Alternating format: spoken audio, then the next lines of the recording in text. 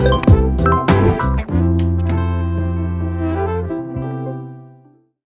we are. We're back. Yep. Real people, real back. So we're good. Yeah, we had to skip last week. I was really sick. I was kind of keeping that on the down low. Wasn't really trying to tell anybody how sick I was, but I was super duper sick. Not with the COVID. Not with the COVID. The old Right. kidney stones or whatever was going on. I was really sick. It was bad.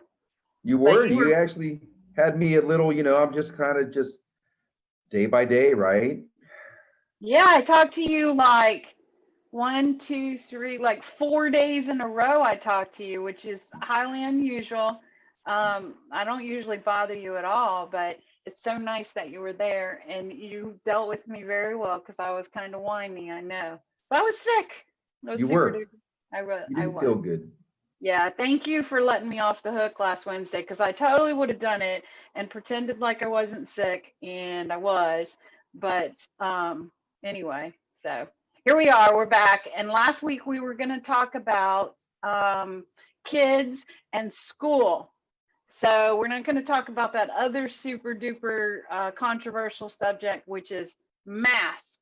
We're not talking about that today. Not doing it. But we are going to talk about kids and school. But before we start doing that, I'm going to get you off on a little tangent for a minute on something we talked about right before we started, which is like everything, it seems so horrible right now. Like all the numbers seem super crazy and it seems super scary. But then on the other hand, somebody sent me a meme this morning. I'm almost embarrassed to say it, but good job at that cover. That was good, like a little dab.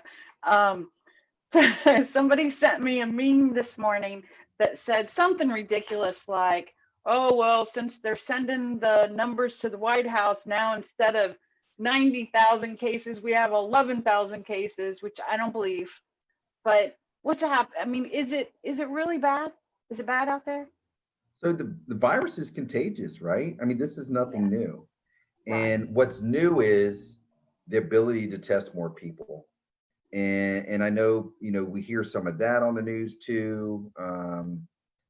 But it's true. I'm in the testing business, right? I mean, I test my patients. I work with Medfast Urgent Care on. I work with Medfast Urgent Care on getting tests, and I work with labs, and I know how many tests we had available early on, and I know how many tests we have available now. And you went from single digits to in the tens and twenties early on to hundreds of tests daily, 1,000 tests a day, just from Ooh. our organization. I mean, this morning I did 10 tests before 8:30. And that was from one small business that won a contract out of state, and they want to be, they need to be tested negative in order to have their employees go up there. And so the increased testing is really showing up that there's a lot more positive than we thought. And I think we see this whole, people asymptomatic. Those are the scary ones. Well, I mean, yes and no. I mean, those are the scary ones, but why? Why are those the scary ones? Because they might get us sick and we don't know it. Well, so yeah, so right now, if you see someone sick, cough, sneeze, they look sick, they look like they don't feel good, what do? Get We away from stay them. away, Yeah. right? If Yeah. you don't feel good, and in the current climate, if you don't feel good, you don't look good, you stay home, right? Everyone else is like, look, this isn't bothering me. This isn't affecting me. So everyone else is going out. And so Yeah. out of those numbers of people that are going out, you really just don't know who's been exposed and who hasn't. And so that is where there's a lot of uncertainty. And so we're seeing a lot more people who just out of curiosity are getting tested. And then all of a sudden, like, you're positive. And You're like, what? like, I don't what? have any symptoms. Yeah. Like, yeah, you're positive. And they're like, well, how? And so then you kind of got to backtrack, X number of days, sometimes even a week or two, to determine, where their possible exposure was. So it's that uncertainty, that makes it scary. And then it's those things, because the availability of testing is there, we're seeing more people positive. What we're seeing though is, the death rate is uh, going down. Well, I was just And about to say something about that because I saw something else. I'm embarrassed to say this because it's like I get all my news from Facebook or something, but I saw something else where somebody posted and said, well, initially they said that the death rate was going to be like 5%, which I recall that. I recall looking at that early on and thinking, sweet baby Jesus, it's going to be 5%. That's scary. But the actual death rate right now is what? Do you know? I don't know. It's like less than a percent, low. right? It's low. But you Yeah. know what? If it's your family member, it's not low, it's high. And Right. that's the problem, Right. right? It's Yeah. so, look, I get it. This is not a, I wasn't going to go down this hole. This is I not, told you I wouldn't. I I know, wouldn't do right? it. But this is not, to me, and this is an opinion, right? So we're talking and stuff like that. At this current time, this is a humanitarian issue. And being a combat veteran and traveling around the globe, helping other countries, helping those who don't have, whether it's in our country or outside of our country, this is a humanitarian issue, right? That making some of the choices we make, sure, they may not affect us, but they may affect someone else. And so I'm kind of a love your neighbor kind of guy. And so while I don't like doing some of the things that are being suggested, uh, more and more every day, I'm just like, yeah, but how much do you really love your neighbor? Because what's your neighbor risk? And do you know them? You don't know them. You don't know my story. I don't know your story. I know this. My dad has esophageal cancer, right? He's stage Oh, 4. I'm He's a sorry. combat Marine, right? He's a veteran of the Vietnam War, and he's just done a lot of amazing things, for his country. And he can't leave his house for fear of, right, because he's high risk. Well, And yeah. because everyone's inconsistent at best when you go out in public. And so, sure, we have rights, whatever. I get it. But I think we're really in this humanitarian issue right now. And that is, look, this is a highly contagious virus. And whether you have your individual beliefs or not, or where it come from, how long it's going to be around, it doesn't matter. My friends work in the ER. My friends work in the ICU. I've worked in the ICU and in the ER. I was part of the Ebola team. I know the severity of these kind of viruses. It's there. You need to do and take precautions. None of them are 100%. None of them are prevention. But hey, we still do preventative stuff to keep from having babies, right? Yes. Not 100%, Yeah. but so yeah, so we have some protective measures out there. So let's be good stewards of our community and think of it as being humane. So Yeah. anyways. I agree. I agree. All right. All right. So let's talk about kids in school, but let me stop for a second. If you're watching us live on Facebook, I am trying very hard to keep us live. And so I'm trying not to do a lot of crazy things with my computer right now. So I'm not watching the feed. If you have questions, please ask them. And in a few minutes, we're going to talk for a few minutes. In a few minutes, I'm going to go check that feed and see if there are any questions so we can address them.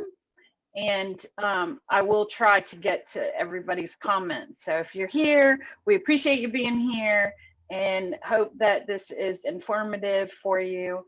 And we're going to talk about the hottest topic around, which is kids going to school or not going to school. And I saw, did you see the news report that the teachers union has filed a lawsuit against, I guess, against the governor for forcing them to go back to school because, and their lawyers are actually pretty sharp. I was reading the article the other day, and it said that they, pulled a statute up and that they have the right to a safe, sound environment. And so they're, that's the basis that they're filing this lawsuit. So that's the last thing I saw about it. And I don't think that, I don't know if we want to go into the whole whether they should or shouldn't, but parents are confused and overwhelmed. I'm glad I don't have school age children right now. I Right? wouldn't, yeah. Like, okay, so let's talk hypothetical for a second. Since we don't have school age children, we can do this. This like the people who don't have kids that go to a restaurant and say, my kids would never act like that because they Yeah. would. But so let me tell you what I would do. I think it's always easy to say that when you don't have to do it. But if I had school age children right now, I would not be comfortable sending them back to school yet. But I'm not saying that because I think that that's a rational statement. I'm just saying I'm a little nervous about all this stuff. And I would try to send them to virtual school or homeschool them. What would you do? This decision has greater implications than just the kids. Okay, fair enough. And some may argue, and I would be one of them, since this Okay. is my opinion, Okay. that today's children spend an awful lot of time interacting virtually, Yes. whether in a person-to-person like what we're doing now, in a gaming environment, in a Facebook environment, I don't even, Snapchat is just a snap environment, but whatever, it's still TikTok. yeah. And then but then also in a virtual environment, right? In an environment that is make believe, True. right? And so the long-term consequence of some of these things is going to be interesting, to say the least. And I think right now, as we look at mental health in our country, we're seeing some things with our young folks and our young adults that may have been influenced by technology and some of it has to do with like the inability to cope in certain situations, and so we see an increase of anxieties, increase in depression, and so the current environment is not conducive to healing for those kind of things. And so from a socializing perspective, I'm concerned. My healthcare approach is non-medicinal if at all possible. And so I focus on those 5 pillars of wellness. And so that's physical, mental, emotional, financial, and spiritual health. And even myself, my spiritual wellness is every morning, but it's just me and my God, but I'm used to socializing with some of my peers who have like-minded beliefs that can help hold me accountable. And, as we mentioned beforehand, you're like, John, I'm a marketing guru. Why aren't you throwing some of this stuff off me and you're just kind of running off on your own? And part of that is we're not doing things like we used to do. And so we're being very reactive. So it's very difficult to be proactive. And those people who are being proactive, they're being so proactive that I think they're leading to misinformation. In other words, we tried this new medicine 2 days ago, and we've given it to 5,000 people, and 2,501 had positive results. Therefore, this is the next treatment regimen that we should use for COVID. Really? And so that's not research. That's, sure, it's data, it's information. But what happens is you take someone who feels lost and who's looking for one strand of hope because they have a family member who has COVID and they're high risk. They're going to tell everybody about that, right? Yeah. And so then 6 degrees from separation, I think, you remember when that came out, right? We all, we're all connected in some way, shape, or form. So if I tell one person who tells another person who tells another person, now we have, a couple thousand people believing something that Dr. John, nurse practitioner, said. And so that can be very dangerous. And it's been seen in the media time after time right now. Forget the political lines. It's out there, and so people share what they want to share. I'm a researcher. I have a doctorate degree.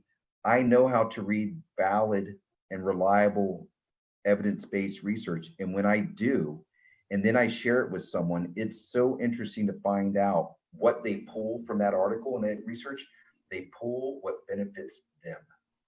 Well, yeah, that absolutely is the case. And that's, I always talk about the human condition.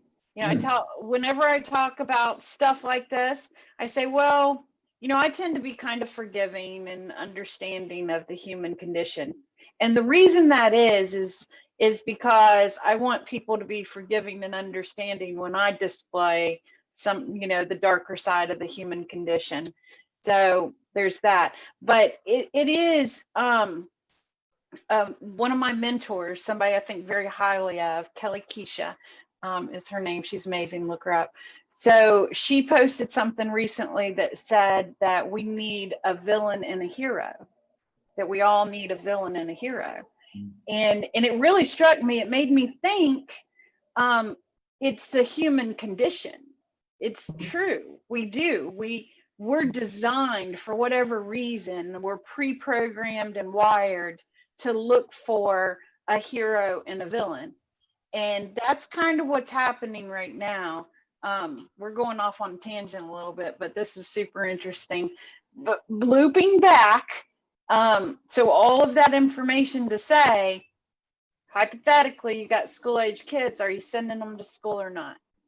You have an option. Here's the scenario. You have an option. You can send them to school, or you can homeschool them with virtual school that is sponsored by the school system. Which one are you doing?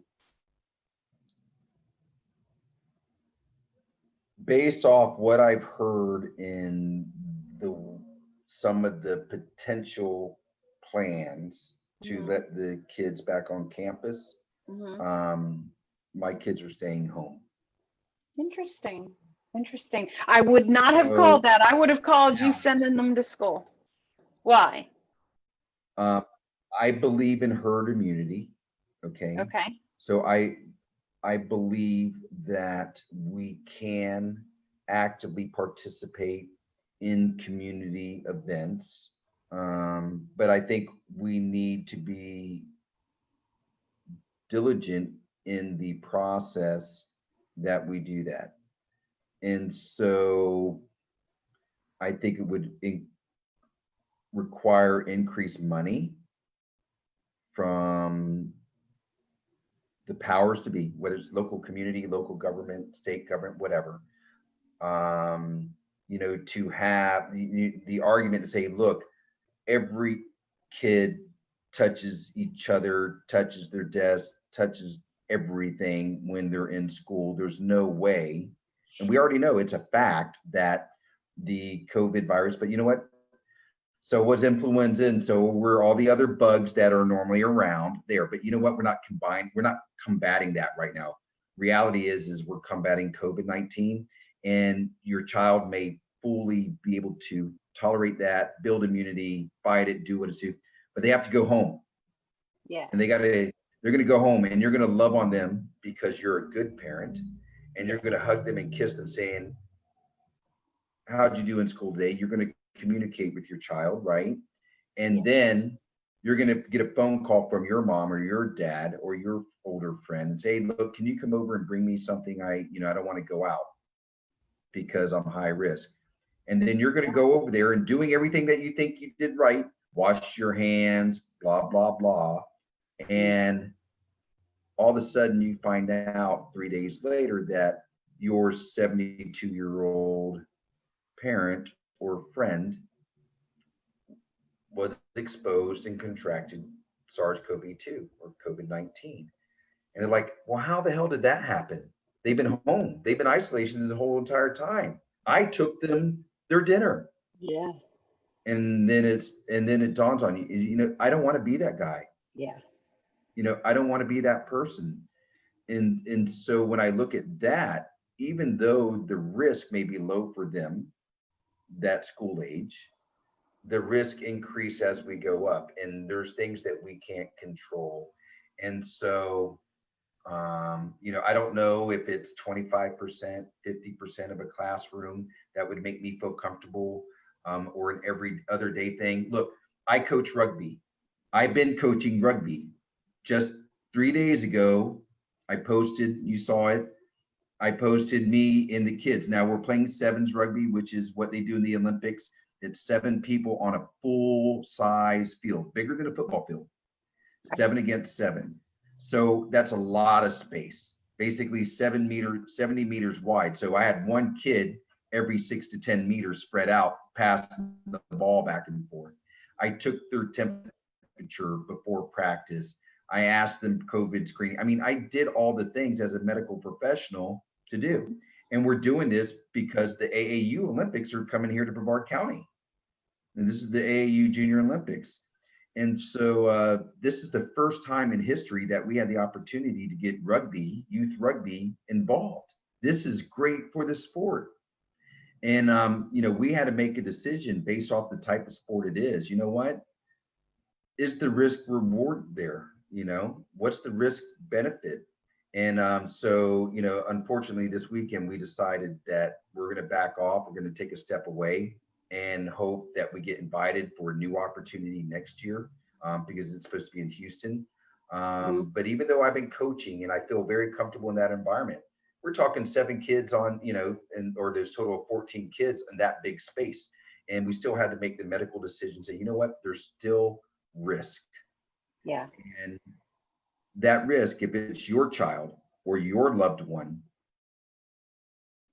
that gets it and dies in 3 days, so what if they died because they had COPD or they had CHF, because they had what we call comorbidities? Does it really matter? They're dead. That's right.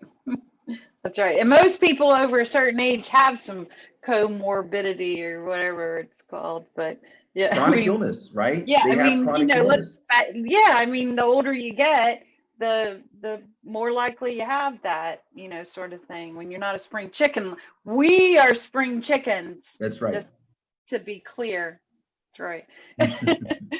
Okay, so we're going to wrap up because we've been on for a while. But before we do, I'm going to go look and see if we have any questions.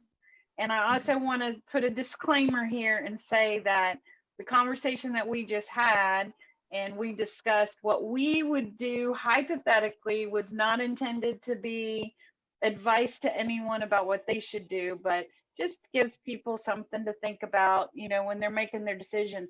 And we'll probably talk about this again next week because I think this subject is just going to heat up more as we get closer and closer. I don't even know what the date is for August 24th. Yeah, August 24th is when they're supposed to go back. Yeah, they just extended it. And so here's what I know. Looks like we may be frozen, but maybe not. Can you see me? You're good. Okay, I just looked. You keep talking. I'm gonna look at my phone for just a second and see if we have any questions. Here's what I know. There's gentlemen like myself, I'm a doctorately prepared nurse practitioner. I've studied epidemiology. I've studied disease processes. I communicate on a daily basis with Dr. David Williams from Medfast Urgent Care, who both of us are in communication with multiple medical providers throughout throughout the county and throughout the state. And we also work with people who are key decision makers in our community, right? So take that forward. That's a political statement, right? So it doesn't matter who. What I'm saying is that, you know, everyone isn't taking this lightly. Everyone is taking this serious, and everyone's trying to do what's best for the greater good and trying to make an educated decision. Nothing's happening lightly. And I know there's a lot of attacking going on with decision making that's going out there, but I promise you, I talk to these people. Dr. Williams talks to these people. They're it's keeping us up at night trying to figure out what's the best thing to do without instilling a lot of fear and by keeping our communities safe. Look, a community who has no revenue and no income is not a safe community. No, it So, is not. you know, so there's a lot more at stake than just keeping businesses open. It's more than that, it's greater than that. And so we know that this is greater than ourselves. And so there's a lot of communication going on behind the doors. So I'll leave it at that. For me and my patients, I think you saw I sent out an immunity boost message recently. Like, look, as we continue down the path of COVID-19, here's ways that you can continue to boost your immunity. You know, at Island Direct Primary Care, I personalize everything, and I kind of you know, try to stay ahead of the game so that we can really focus on prevention. And then when we need to get into the acute and chronic illness phase of healthcare, we do. And people can reach me at john@islanddpc.com. So notice there's a change, john@islanddpc.com, or they can just give me a call, and my phone number is on my website as well. So I'll try to put that in the description of things. You know, I have to say this about what you just said. You know, about how people are taking it seriously in the in your industry, and I mean, let's just be honest. A lot of my emotions, and let's be clear, most of what we see is about emotions. It goes back to that human condition. You know, we all have emotions and we all display them differently. I have a special person in my life, a child, who displays her hurt feelings in anger. So when she's very angry, most of the time she's really hurt. And we children do that raw, but we adults do that too. And so I think a lot of what we're seeing are people who are displaying frustration and fear and isolation, loneliness and depression, and a lot of it's coming out in ways that don't look like the feelings that they really are. And it's scary. I was talking to somebody yesterday about it, and I think we're getting ready to really start seeing the impact of all of this in our world more and more. Just briefly, the coin shortage. I did some research. Excuse me, not COVID, not COVID. I did a little research on why. I know, dab. I got to remember that, dab. I like it. Why we have coin shortage. Like, what's up with that? There's all of this, speculation and controversy on it. And basically, in a nutshell, my research returned that because people's shopping habits have shifted so dramatically, it's changed the flow of, how coins are circulating. And that's why, it's happened. So we're seeing, it's almost like that butterfly effect. Remember the movie, The Butterfly Effect? It's kind of like that. It's like the toilet paper shortage was the same thing. And it wasn't all just because people were hoarding. It was because the manufacturing processes and the use processes and, all of that. And anyway, I can go down another rabbit hole. We've been talking a long time. I could talk to you all day. I like it. So, okay, we have a couple questions. Oh, nope. We just have one piece of feedback. A friend of mine up in Georgia, their kids are going back August 4th. So they're going back August 4th. That's not too long. What is that? The end of next week or the following? 2 weeks. Okay. So week and a half. It's like a week and a half. So we'll definitely talk about this again next Wednesday. Technology. So we still have a few little technology challenges. I'm working on it. I'm getting better all the time. I'm in my new office and I'm going to set it up as a recording studio. I'm working on getting all my equipment in and some new stuff. And we're just going to get better and better and better and better. I like it. Thank you for your time. Always. You are so wonderful to spend this time talking with me. I appreciate it. And I know everybody else does too. So Thank you, Janice, and we'll talk to you soon.